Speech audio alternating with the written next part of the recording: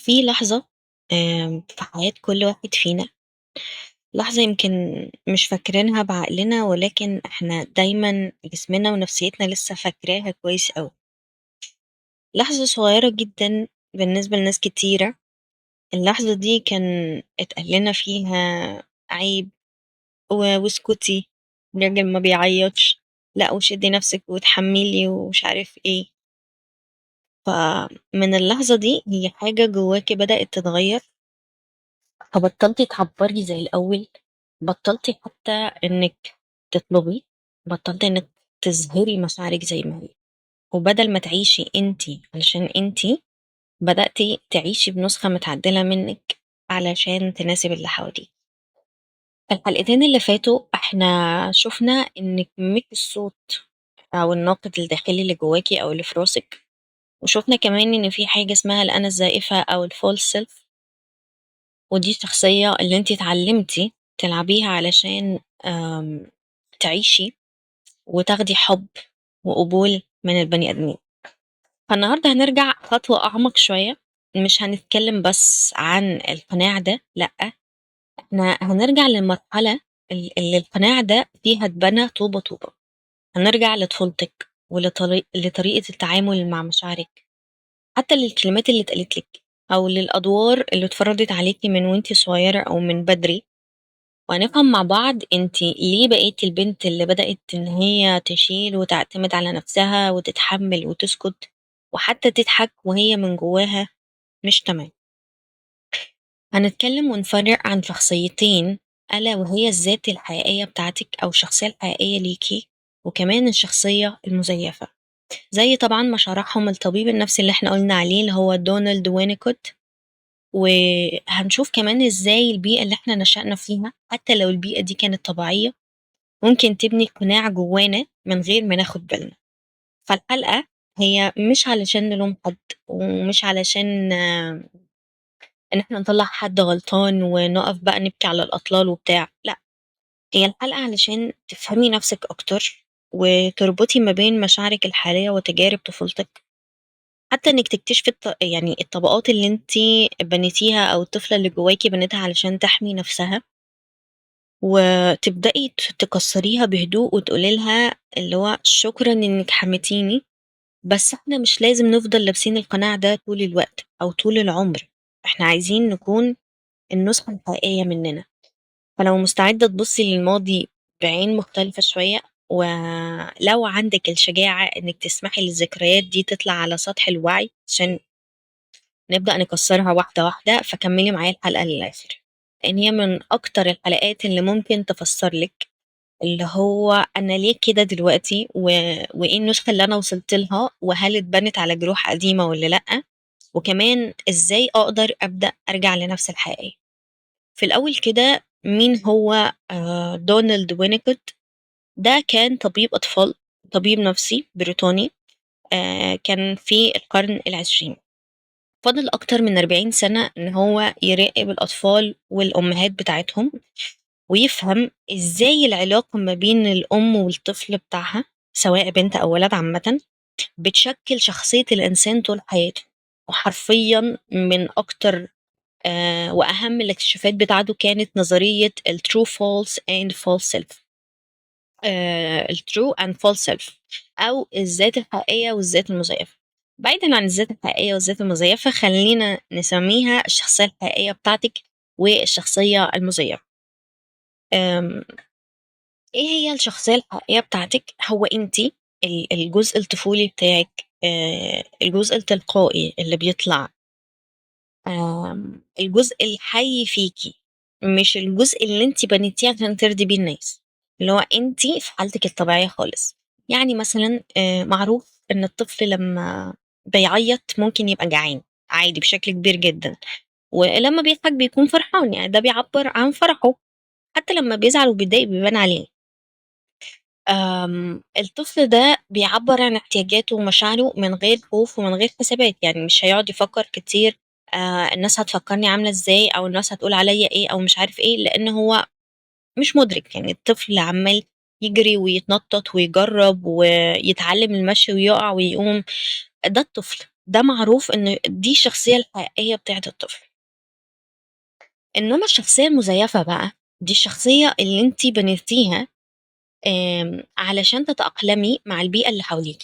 يعني لمّا مثلًا أنتِ كطفلة تكتشفي إن مشاعرِك الحقيقية مش مقبولة، أو إنِّك تعبّري عن احتياجاتِك ممكن يجيب لِك عقاب أو ممكن يجيب لِك تجاهل، فأنتِ تشوفي اللي هو أنا زي ما أنا مش كفاية. أنا مش كفاية بالنسبة لناس كتيرة، لإن هم أهلي نَفْسهم مش قابلينّي زي ما أنا، فإيه المفروض نعمله؟ تبدئي بقى إنِّك تبني نسخة تانية خالص، نسخة أكتر من إن هي آمنة، هي نسخة مقبولة بالنسبة للمجتمع، بالنسبة للأهل، بالنسبة للناس اللي حواليّا إلا نَفْسي. هي على الأقل نسخة تضمن لنا إحنا البقاء. ففكرة إن الشخصيتين دول جوّه كل واحد فينا، فإحنا عايزين نعرف إحنا عايشين بأنهي شخصية.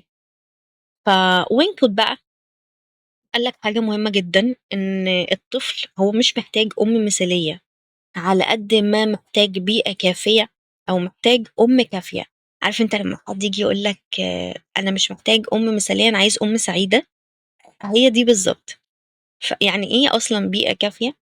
إحنا كلنا كنا محتاجين بيئة تستقبل مشاعرنا زي ما هي، من غير حكم، من غير سخرية، من غير تجاهل. بيئة تسمح لينا إن إحنا نعبّر عن مشاعرنا، حتى لو المشاعر ممكن تكون صعبة أو مش مريحة للشخص اللي قدامنا، لإن إحنا في الأول وفي الآخر كنا أطفال. كنا محتاجين بيئة تحتوي الضعف بتاعنا، مش تحتوينا بس في القوة، لإن في ناس كتيرة آمم تحبك وأنت رايق، تحبك وأنت مزاجك حلو، وتحبك وأنت بتضحك، إنما ما تحبكش وأنت مكسور، ما تحبكش وأنت نكدي، اللي هو أنتِ هتفضلي كده لحد إمتى؟ كنا محتاجين بيئة تشوفنا إحنا كإنسان كامل ربنا خلقه وعزّزه في الأرض زي ما هو، وإن هو بالنسبة لربنا كفاية، مش بس تشوفنا كدور أو كإنجاز. فلمّا البيئة دي تكون موجودة، الشخصية الحقيقية طبيعيًا هي اللي بتكبر وتبان وتكمّل باقي الحياة. ولكن لمّا البيئة دي تكون مش كافية، لمّا الطفل إن هو يلاقي مشاعره بتترفض، اللي هو ما تعيّطش وأنت نكد كده ليه وإيه الزعل ده ومش عارف إيه، أو حتى احتياجاتنا الطبيعية بيتم تجاهلها، اللي هو ما فيش حد بيسأل عليك ولا حتى يقول لِك أنتِ حاسس بإيه أو أنتِ حاسة بإيه، أو يطبطبوا عليك، أو يحضنوك من غير مبرر. يعني مش لازم تطلب، يعني بيحضنوك زي ما أنت كده، بيقبلوك زي ما أنت، مش لازم تعمل حاجة علشان تتحب. مش رابطين دايمًا قيمتك بحاجة خارجية، اللي هو إحنا هنحبِك لمّا تنجحي، أنتِ كويسة لمّا تبقي هادية، أو إحنا هنحبِك لمّا تكوني هادية بنوتة مطيعة ما بتشتكيش، ما بتعيطيش. عارفة أنتِ لمّا تكبري فتلاقي طبعًا بعد القناعات المزيفة اللي أنتِ عشتيها كتير دي، تيجي تسأليهم وأنا طفولتي كانت عاملة إيه، يقولوا لك أنت كنت هادي، ما كنتش مشاغب، ما كنتش بتعمل أي ما هي دي كارثة. دي كارثة، دي في حد ذاتها أصلًا مش حاجة تفرّح. هي دي أتأكد إن لأ، يعني في قناع بدأ يتبني، تمام. فما كانش اختيار واعي، يعني دي استراتيجية بقاء. فالطفلة أو الطفل يفضل يقول لك أنا زي ما أنا مش كفاية ومش مقبول كده، فأنا لازم أتغيّر. ومن اللحظة دي الشخصية المزيفة بقى بتبدأ تتولد. فعلشان نتأكد، عايزاكِ تسألي نفسِك دلوقتي، يعني اسألي واكتبي في الدفتر زي ما اتعودنا، هل طفولتِك كانت مسموح لِك إنِّك تعبّري عن كل مشاعرِك والّا لأ؟ والّا كان في مشاعر بالنسبة لهم مقبولة ومشاعر ممنوعة؟ طب هل أنتِ لمّا كنتِ بتعيّطي كان حد بيحتويكِ؟ يعني كنتِ حد بيطبطب عليكِ ويحضنِك ويقول لِك أنا جنبِك وبتاع، والّا no reaction؟ والّا كان بيتقال لِك كفاية واسكتي وإيه الضعف ده، لأ ما تكونيش ضعيفة، لأ ما تعيّطيش وأنتِ مش عارف إيه؟ طب أنتِ كنتِ بتحسي إن يعني حُبّهم ليكِ مشروط بنسبة كبيرة، اللي هو يعني انا محبوبه لما اكون كويسه وناجحه وهاديه ومش عارف ايه ومش خانقه حد. فلو الاجابه كانت على الاسئله دي ايوه، يبقى انت زي ناس كتيره جدا بنيتي شخصيه مزيفه علشان تنجو. هو الموضوع مش عيب والله، ولكن انت كنتي طفله وعملتي اللي تقدري عليه. يعني هي دي اتبنت من غير وعي منك. اوكي. طيب دلوقتي بقى، احنا قلنا الذات المزيفه كتير جدا. هنقسم القناع اللي انت لابساه لأربع طبقات. أوكي. كل طبقة ليها وظيفة، وكل طبقة اتبنت في سياق معين. وكمان مع كل طبقة هسألك أسئلة معينة، لو الإجابة بتاعتك كانت أيوة يبقى الطبقة دي موجودة وشغالة جواكي لسه. الطبقة الأولى ألا وهي القناع الاجتماعي. ده القناع اللي انت بتواجهي بيه العالم الخارجي. الصورة بقى اللي انت بتطلعيها على السوشيال ميديا، اللي بتطلعيها في الشغل، في الميتينجز مثلا أو في التجمعات، أو قدام الناس الغريبة اللي هي مش قريبة منك قوي. اكتر المسجات اللي انت يعني عايزة تظهريها بالقناع ده اللي هو لا انا تمام، انا شخصية قوية جدا، انا شخصية ناجحة، انا شخصية مبسوطة، حتى لو انت جواكي مش كده خالص. ده كان اول قناع. هو مهم جدا نركز في الكلام علشان نفهم احنا مين فيهم او ايه اكتر قناع ماشيين بيه في حياتنا. فعايزاكي تسألي نفسك كده، هل انت يعني بتحسي انك لازم تباني كويسة قدام الناس كلها مهما كنتي مكسورة من جوه؟ طب انت بتضحكي وبتتكلمي عادي وجواكي حاسة انك لا، ده مش انا بمثل؟ سؤال بقى، سؤال جه على الجرح، هل الفكرة ان حد يشوفك ضعيفة او يشوفك بتعيطي قدامه مرعبة بالنسبة لك؟ اللي هو انا مش عايزة ابان ضعيفة قدام حد فانا ما ينفعش اعيط قدام حد. سؤال بقى في الجول، انت عندك نسخة اونلاين من شخصيتك مختلفة تماما عن اللي بتحسيه لما تبقي لوحدك؟ يعني انت مثلا على السوشيال ميديا حاجة، وفي حياتك الشخصية حاجة، وحياتك مع نفسك حاجة تانية خالص. فلو أيوة، ان القناع الاجتماعي عندك قوي جدا جدا جدا. طب القناع ده اتبنى من ايه يا حبيبة؟ هو غالبا يعني جالك رسائل كتيرة زي اللي هو خليكي قدها، والناس هتشوفنا ازاي، وان رأي الناس مهم، وما تعيطيش قدام حد بره، وما تفضحيناش قدام الناس، وكل الحاجات اللي خاصة بالعالم الخارجي. الطفلة جواكي قررت اللي هو أنا قدام الناس لازم أكون النسخة المقبولة، علشان هما لو عرفوا حقيقتي يا إما هيبعدوا عني يا إما مش هيحبوني. فده من أكتر الحاجات اللي بتطلع القناع الاجتماعي. طيب تاني قناع معانا بقى أو الطبقة التانية ألا وهي القناع العائلي. ده الدور اللي انت لعبتيه جوه البيت، يعني مش الشخصية اللي احنا بره، لا احنا قلنا اللي بره دي قناع اجتماعي، ولكن اللي جوه البيت بقى ده بيتفرض عليكي، او انت اخترتيه علشان تلاقي مكان في بيتك، او تلاقي مكان جوه اسرتك او كده.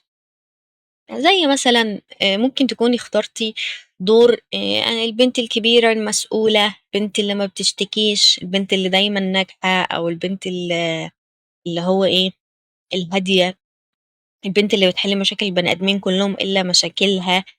أدوار كتيرة ممكن تلعبيها جوه البيت بتاعك.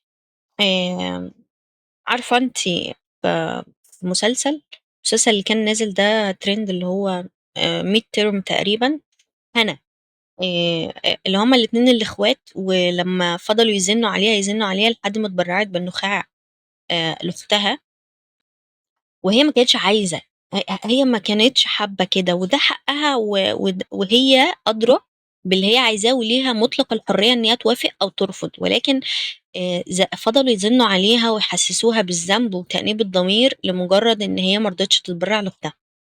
طب على فكرة ما هو أنا حرة، ولكن لمجرد إن هم فضلوا يزنوا إن هم يبصوا لها بنظرات اللي هو عيب عليكي وانتي بتعملي في اختك كده ليه، وانتي مش عارف ايه، ولما انتي قدامك تنقذي حياتها. طب وانا يا جماعة، لا بجد والله، وانا يعني المفروض ماذا بعد؟ ففعلا اتبرعت بعد كل الزن ده ولقت نفسها لوحدها. لقت نفسها لوحدها، هي عملت كده علشان تاخد منهم حب وتستقبل منهم ان انا مقبولة، وان حتى لما جت صورت الفيديو قالت انا كان نفسي اكون جزء منهم. يعني كان نفسي احس ان قلبهم يقدر يسيع اتنين، بس انتوا ليه خلفتوني لما انتوا قلبكم هيحب واحدة بس؟ انتوا متخيلين؟ فده كان بالنسبة لها قناع عائلي، ده الدور اللي اتفرض عليها أو اختارته علشان مجرد إن هي تتحب، وده ما حصلش طبعا. فاسألي نفسك دلوقتي، لما انت تيجي تفكري في طفولتك، ايه أول كلمة ممكن توصفك أو توصف الدور بتاعك في البيت؟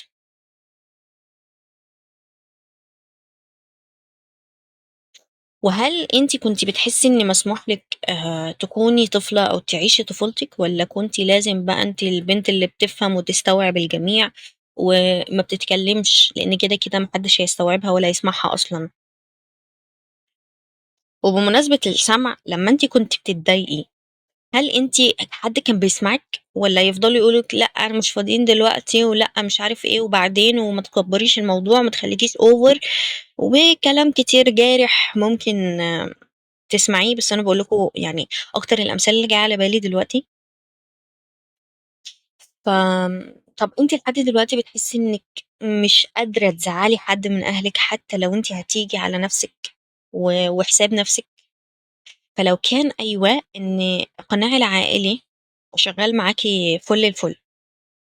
طيب، طب انا ليه بعمل القناع ده او ليه لبسته حبيبه؟ لان الطفله من وهي صغيره استنتجت اني انا لو لعبت الدور اللي هم محتاجينه هاقدر إن أنا آخُد حُب واهتمام وأمان وتقدير ومش عارف إيه، أو لو مش هاخُد كل ده على الأقل ما حدّش فيهم يتجاهلني. أنتم متخيّلين الmindset اللي وصلت لها؟ فبدأت تقدّم الشخصية اللي هم متوقعينها منها، فطالما هي مش مقبولة زي ما هي، فده خلّاها تلعب الدور بجدارة، وهي أصلًا ممكن تكون مش واعية للي بتعمله، ولإن هي بتدمّر نَفْسها. الطبقة التالتة بقى هي القناع الدفاعي، ده من أكتر أنظمة الحماية النفسية آمم، اللي ممكن تستخدميها، والآليات اللي تستخدميها عشان تهربي من مشاعرك الصعبة، زي مثلًا أكتر حاجة هي الإنكار، أنا مش متضايقة، وأنتِ جواكِ بُصّي على الآخر، أنتِ نِفسِك تكسّري الدنيا، لمّا حد ييجي يسألِك أنتِ لأ أنا مش متضايقة عادي يعني، ما فيش مش بتعرفي إنِّك تعبّري عن نَفْسِك وتعبّري عن مشاعرِك، وحتى مثلًا لمّا تيجي حد ييجي يضايقِك أوي وهو عارف إن الموضوع ده بيضايقِك ويعمله، يقول لِك: "هو أنتِ اتضايقتِ؟ إيه التناحة دي؟ لأ بجد إيه التناحة دي؟" وفي الآخر تقولي لأ أنا ما اتضايقتش، مجرّد إن الشخص اللي قدّامِك ده ما يزعلش منِّك أو يفكّرِك ويقول عليكِ اللي هو over بقى ومكبّرة الدنيا ومش عارف إيه. أو أنتِ ممكن تستخدمي آلية دفاع تانية، ألا وهي العقلنة. اللي هو البت فيش منها اتنين، الجامدة العقلانية وبتاع، ما هو ده منطقي يعني مفيش مشكلة عادي. ممكن برضو تعملي آلية دفاع تانية، ألا وهي الانشغال. من أكتر الحاجات أو الهروب بمعنى أصح، أكتر الحاجات اللي معظمنا بيلجأ ليها علشان نهرب من مشاعرنا الصعبة اللي مش قادرين نواجه بيها أو مش قادرين نعبر عنها، لمجرد إن احنا مش عايزين نواجهها بس. الهروب أو الانشغال، سواء مثلا إدمان شغل، ودي حاجة أنا كنت شخصيًا باعملها، أو إدمان تليفون اللي هو دايمًا طول الوقت السوشيال ميديا لحد ما تيجي تنامي، لمجرد إنِّك مش عايزة تقعدي مع نفسِك ربع ساعة أو 10 دقايق تواجهي نفسِك وتقولي لأ حبيبة إحنا حاسين بكذا، يعني لأ في مشاعر إحنا محتاجين نحلها حبيبة يعني، ما هو أنتِ هتفضلي هنا وهنا وهنا وفي الآخر برضه المشاعر عندِك بتكتر، بتكتر يعني يا ريتها بتقل. من أكتر الآليات اللي ممكن معظمنا نكون بنستخدمها. وممكن برضه التقليل أو نقطة التهريج، اللي تفضلي تضحكي على نفسِك وتسخري من الألم بتاعِك وتقللي من حجم الوجع اللي أنتِ حاسة بيه، أو من الألم بتاعِك أو من مشاكل عندِك. عارفة أنتِ لمّا حد ييجي يقول لِك أنا باضحك على خيبتي، هو ده بالضبط. أو الانفصال العاطفي. أنتِ كإنِّك مش موجودة، أنتِ كإنِّك بتتفرّجي على حياة حد تاني من بعيد، هي حياتِك ولكن أنتِ كإنِّك بتتفرّجي على حياة حد تاني.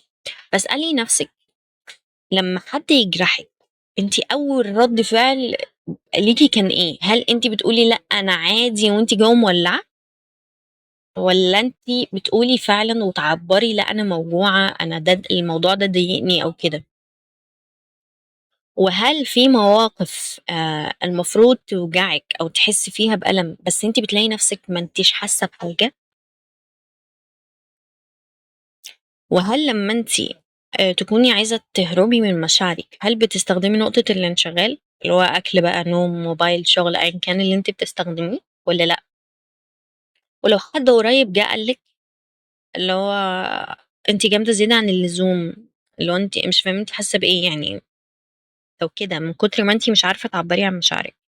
لو إجابتِك عن الأسئلة دي أيوه، فالقناع الدفاعي شغّال وبقوة. طيب أنتِ بتستخدميه ليه أصلًا، أو ده اتولد إزاي؟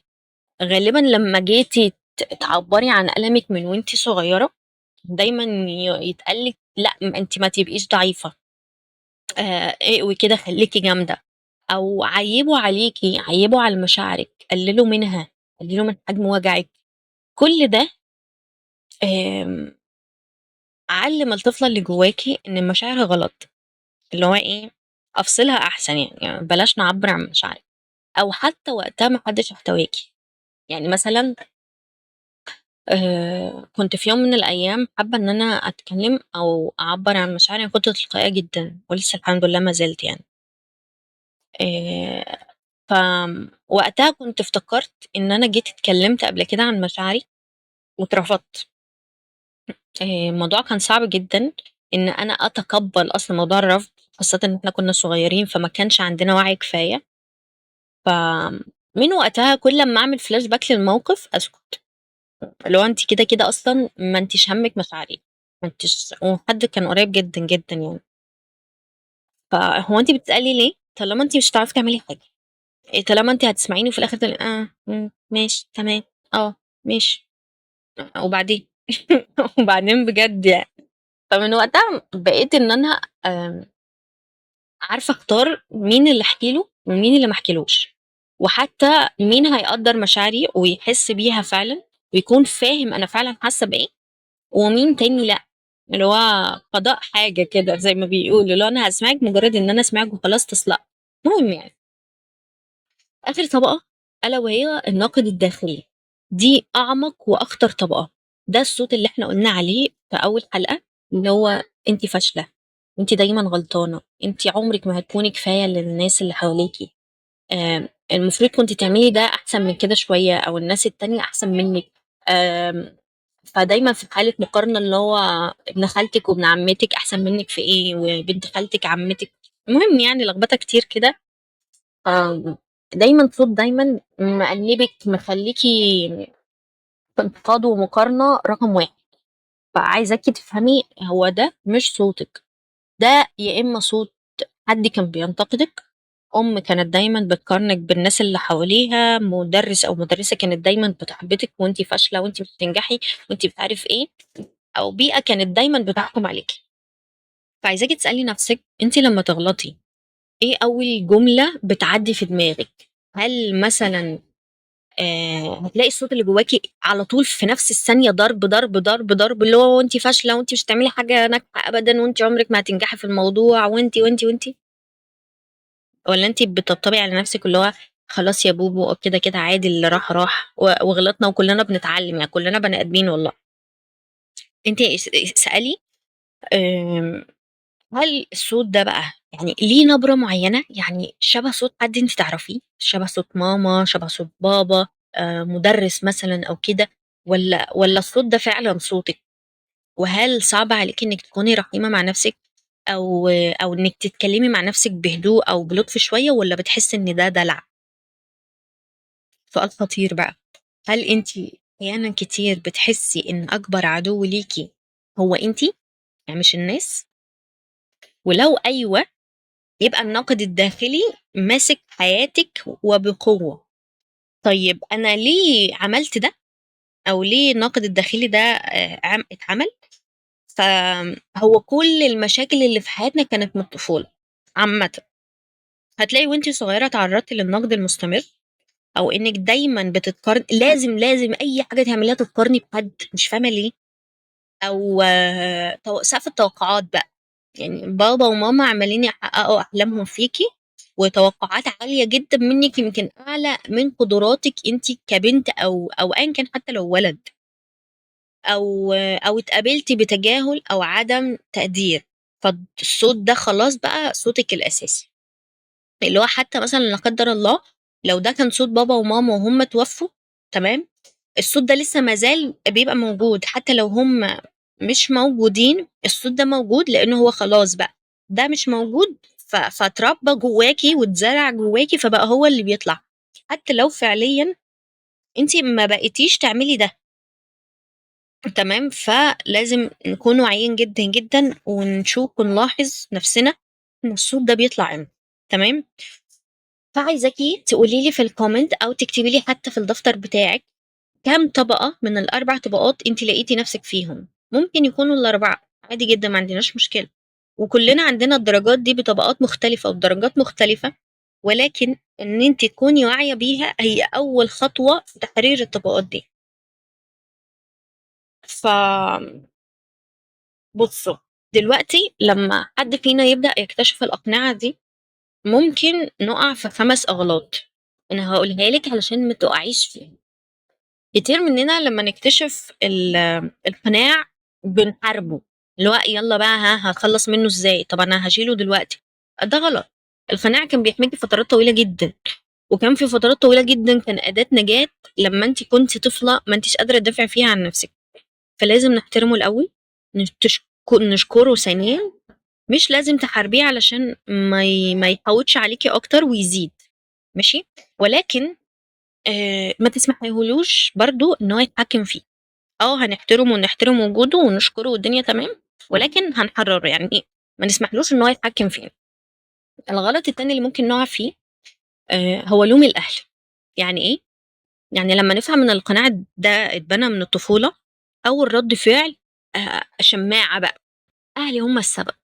وده جزئيا صح، لان بنسبة كبيرة جدا أهلِك كمان كان عندهم أقنعة للأسف، يعني هم كمان ما اتعلموش، هم كمان ما كانش عندهم الوعي الكفاية اللي يكونوا فاهمين بيه هم بيعملوا إيه. هم كمان كانوا بيعملوا أحسن حاجة يعرفوها. خليكي فاهمة كده. وفكرة إنك تفهمي مش علشان تلومي، فكرة إنك تفهمي علشان يكون عندك وعي كفاية إنك تتحرري. تمام، وده هناخده بالتفصيل جدا جدا خلال الحلقات اللي جاية. طيب الغلط التالت اللي ممكن تقعي فيه هو الاستعجال، اللي هو انت عايزه تشيلي القناع ده بسرعه بقى، ولا انا زهقت بقى. هو مش هينفع. هو القناع اتبنى من سنين، فمش هيتشال من يوم وليله، لان التحول هي رحله هناخدها خطوه بخطوه، فما تستعجليش. وتاكدي انك مش واقعه في غلط من دول. الغلط الرابع ان بعض الناس لما تيجي تكتشف ان هي كانت بتقطع مشاعرها بتفتح الحنفية على الاخر مره واحده كده. فالموضوع ده ممكن يكون صعب عليكي علشان هيخليكي انك تغرقي في مشاعرك. انا عايزاكي تحسي بمشاعرك ولكن بوعي، يعني التوازن مطلوب. ما تغرقيش في مشاعرك. وزي ما قلنا في اول حلقة، افصلي ما بين انتي، وافصلي ما بين مشاعرك وافكارك. تمام. الغلط الرابع الخامس سوري اللي ممكن تعمليه انك تعملي ده لوحدك. انا مقدرة ان الرحلة صعبة، صعبة انك تكوني لوحدك، ومفيش عيب. يعني مش عيب انك تطلبي مساعدة، سواء من لايف كوتش. طبعا لايف كوتش ما يفضلش قوي في الرحلة دي، او ثيرابيست، او حتى مجموعات دعم، او ممكن صديقة تكون على وعي، اهم حاجة على وعي اكتر منك شوية، او تكون واعية كفاية للمواضيع دي. فانتي مش لازم تعملي كل ده لوحدك. والاهم لو ما عندكيش اي حاجة من دول او مش متاحة اي حاجة من دول، انا جنبك. كده كده انا هكون صديقة معاكي في الرحلة دي كلها. دلوقتي هنختم الحلقة بتمرين. عايزاكي تجيبي 4 ورقات، كل ورقة هنحط فيها طبقة أو قناع، ماشي، وطبعا قلم. هتحاولي تقعدي في مكان هادي. هو الأهم زي ما اتعودنا إنك تكوني صادقة مع نفسك. كل ورقة تمام، هتمثل طبقة معينة. احنا قلنا عندنا 4 طبقات، اللي هي القناع الاجتماعي والعائلي والدفاعي والناقد الداخلي. عايزاكي بقى تكتبي تحت كل قناع الجملة اللي بتوصف القناع ده. يعني مثلا في القناع الاجتماعي انت ممكن تكوني واخدة دور اللي هو انا القوية اللي ما بتتكسرش مثلا. او في القناع العائلي ممكن تكوني واخدة حاجة اللي هو انا البنت المسؤولة الكبيرة المسؤولة عن كل الناس. ماشي. في القناع الدفاعي انت ممكن تكوني واخدة انا البنت اللي ما بحسش، او متبلدة المشاعر قدام الجميع يعني. والناقد الداخلي يقولك انت لازم تكوني احسن من كده. فدي الجملة اللي بتوصف القناع ده، عايزين نطبقه على ال4 أقنعة بتوعنا. الحاجة التانية بقى عايزاكي تسألي هو فين ومع مين بيظهر القناع ده أكتر. يعني مثلا ممكن القناع الاجتماعي يظهر بشكل كبير جدا على السوشيال ميديا، أو في الشغل، أو حتى في المناسبات. والقناع العائلي ممكن يظهر بشكل كبير مع أهلك، أو لما تروحي البيت تحس إنك في سجن وخلاص بقى إيه مضطرة ألبس القناع ده علشان إيه مزهقش وما يحصلش مشاكل وبتاع. في القناع التاني أو الدفاعي لما أكون لوحدي ومش عايزة أحس فبعمل إدمانات، سواء إدمان شغل أو إدمان سكرولينج على السوشيال ميديا، عشان أنا مش عايزة أواجه مشاعري، أنا مش عايزة أحس بمشاعر عامة يعني، سواء هي حلوة أو وحشة عامة. والنقد الداخلي ممكن يكون موجود طول الوقت في دماغي، فأنا عايزاكي تسألي نفسك هو القناع ده فين، ماشي، ومع مين بيظهر. الخطوة اللي بعد كده، إيه أول ذكرى أو موقف من الطفولة مرتبط بالقناع ده. حتى لو انت مش فاكره التفاصيل كلها، انا عايزاكي تكتبي اي حاجه جت في بالك على طول. يعني مثلا لما يعني القناع العائلي ظهر، آه، لما ماما قالت لي اني انا لازم اكون قدوه لاخواتي، ولازم اكون مطيعه، بنت هاديه، بنت مش عارف ايه، ايا كان بقى يعني. شوفي انت على حسب دنيتك. عايزاكي تاخدي وقتك خالص خالص ونكتب التمارين دي. تمام. حاجة تانية بقى ممكن نعملها، ممكن ننهي بيها يعني، هو حوار مع الطفلة الداخلية بتاعتك. دي من أكتر الحاجات اللي بحبها عامة يعني. عايزاكي تختاري أكتر طبقة من ال4، حاسة إن هي الأقوى عندك وبتظهر معظم الأوقات في حياتك. وعايزاكي تكتبي رسالة قصيرة أو رسالة طويلة على حسب اللي يطلع منك للطفلة اللي بنت الطبقة دي. بمعنى إنك هتبدأي باسمك الأول، اسمك انتي، مثلا أنا حبيبة، أنا بقول لنفسي حبوبة عادي جدا، او بوبو، انا بحب الاثنين.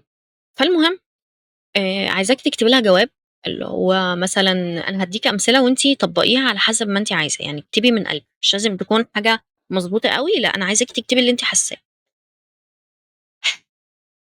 بصي يا بوبو، انا عارفه انك بنيت القناع ده علشان تحميني، وعارفه انك كنتي صغيره كفايه وما عندكيش وعي كفايه انك تعرفي ان دي حاجه غلط ممكن تاثر علينا بعد كده. عامه انا مش هلومك، ولكن أنا ممتنة ليكِ وباشكرِك إنِّك حاولتِ تحميني بكل الطرق، وأنا اللي ما فهمتش. ولكن بعد أمّا فهمت، أنا من النهارده هاتفق معاكِ اتفاق إن إحنا مش لازم نكون لابسين القناع ده طول الوقت، مش هنعيش معاه باقي حياتنا. أنا هنا معاكِ وهاحميكِ ما تخافيش، وفي نفس الوقت هابقى عارفة إحنا مع مين بيطلع القناع ده، والشخص ده يستاهل إن إحنا نكون معاه بشخصيتنا الحقيقية والّا لأ. فما تقلقيش، أنا جنبِك في كل الأوقات. وبعد كده لو أنتِ لوحدِك، عايزاكِ تقرأي الرسالة دي بصوت عالي جدًا، ماشي؟ لإن عايزين نوصّل الmessage دي لجهازنا العصبي علشان يحاول إن هو يهدى، تمام؟ فخلّينا نلخّص اللي إحنا خدناه النهارده. النهارده إحنا أخدنا الشخصية المزيفة واتبنت في الطفولة كأداة بقاء أو الsurvival، وأخدنا إن في 4 طبقات للقناع، سواء اجتماعي أو عائلي أو دفاعي أو ناقد داخلي، وإن كل طبقة فيهم أو كل قناع فيهم ليه سبب، وأنتِ ربطتيهم بطفل. وكمان الأخطاء اللي ممكن نقع فيها في التعامل مع كل قناع. وعملنا تمرينين سهلين، فعايزاكِ لحد الحلقة الجاية احنا قلنا هنعمل التمرين ونكتب رسالة لطفلتك الداخلية، هتقرأيها بصوت عالي كل يوم. وكمان عايزاكي تلاحظي الأقنعة اللي في حياتك اليومية، بمعنى إنك كل ما تحسي إنك لابسة قناع اسألي نفسك هو ده أنهي قناع من الأربعة وليه ظهر دلوقتي. تمام. طبعا أنا محضرة تمرين أعمق من كده بكتير، ولكن كبداية ده كويس جدا. ولو عايزين أعمل حلقة كاملة عن هي هتكون تمارين بس مش شرط يعني، قولوا لي أنا أعملها حلقة منفصلة وبس كده. لو الحلقة أثرت فيكي بعتيها لحد محتاج يسمع الكلام ده. ولو عايزة تشاركي تجربتك في الكومنتات اكتبي لي أنا اكتشفت إن أنا عندي قناع كذا. شكرا إنك كنتي معايا لحد دلوقتي، وشكرا إنك اخترتي تكوني على وعي واخترتي إنك تكوني نسختك الحقيقية. وشكرا إنك بدأتي تشوفي نفسك. أشوفك في الحلقة الجاية.